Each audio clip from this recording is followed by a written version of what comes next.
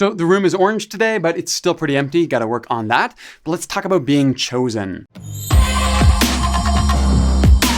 So we're in this summer series where we're talking about Christian words, trying to expand our imagination of them a little bit. This week, Scott was chosen to talk about the word chosen. There's a lot of different emotions and thoughts that this word brings up, at least for me. I mean, chosen is a beautiful word when you are chosen. I remember gym class in elementary school and always wanting to be chosen. And yet there are some problematic ideas and theology that go along with this word that can make it difficult. If I'm chosen, doesn't that imply that others aren't? If I am predestined to be saved, does that not mean the corollary that others are predestined to be damned? Now, I think there are better ways that we can think about this when it comes to our faith journey. And I think first, one of the things that we have to understand is that we often map our limitations onto God.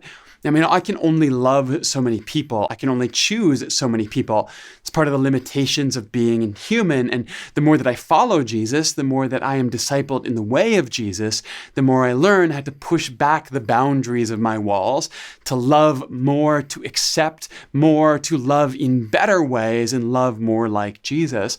But I do recognize that I am still human with all of the limitations that implies.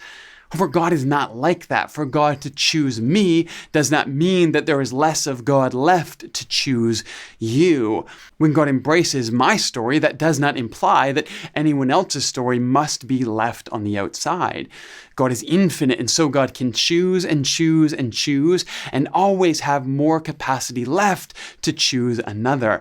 And so I think from the start, we have to reset our imagination to understand that God is not limited the same way that we are. So does that mean that then we are just chosen in some kind of generic sense where God loves the world and we happen to be part of it? Well, I think that limits our ability to really understand the beauty of what the Bible is speaking of when it uses words like chosen or predestined. You're not loved because you happen to be here. You are loved because God has chosen specifically your story. You as an individual bring something unique into God's world and creation and kingdom, into the commonwealth of God's imagination for the world, and so God chooses you.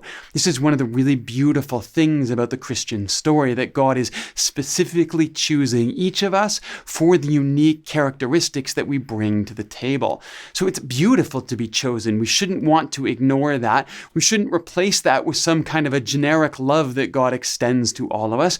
God has chosen you specifically because of your story and who you are. But then what about some of these attached words like predestination or foreknowledge? What do we do with that? Well, it's Paul who primarily brings this language into our conversation. It's primarily in Romans where he uses this language of being elect or chosen or predestined. And one of the things we have to understand here is that Romans is primarily a book about the way that God brings people groups together, invites groups of people, ethnic groups of people to the table of Christ. And one of the things that Paul is doing is reminding us that just because God has chosen one group does not preclude the idea that God intends to choose all of us. Paul says that the Hebrew people were chosen from before the foundations of the earth to be the people through which God would bring the story of God's grace to the world. And then in the fullness of time, through the story of Christ, the Gentiles, everyone else, would then be chosen as well. But when God chose the Hebrew people, that never meant that God wasn't going to choose all. When God chose the Gentiles, it did not mean that God was leaving the Hebrews behind. Because again, God is not limited by the same types of finite ability to choose and love and accept that we are. God chose the Hebrew people so that God could choose the Gentiles. When God chose the Gentiles, it was so that God could include all of us in God's choosing. This is the beauty of what Paul is actually talking about in Romans, God's infinite ability to choose and choose and choose. It was never God elected you, but not you. God chose you, but not you. It was God chose some so that God could choose all. And ever since the beginning, God has been welcoming, choosing, inviting every human person, every human group to the same table, to the same invitation of Christ, to the same story of God's acceptance presence and love. And this is what we are now invited into. This is what we have been chosen to participate in.